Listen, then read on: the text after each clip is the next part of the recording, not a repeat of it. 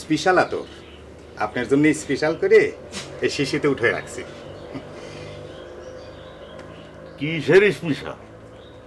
এই তো গেল বরের মতোই খুঁজিবর। আতর সুবাস কোনোদিন নাকের কাছ থেকে নীতি হয় না। তালি পরে সব আতর এক মনে হয়। আতরের সুবাস নীতি হলি কোমের পক্ষে 5 হাত দূরিত্বে নিলি তবে বোঝা যায়। আতর মাখবো আমি?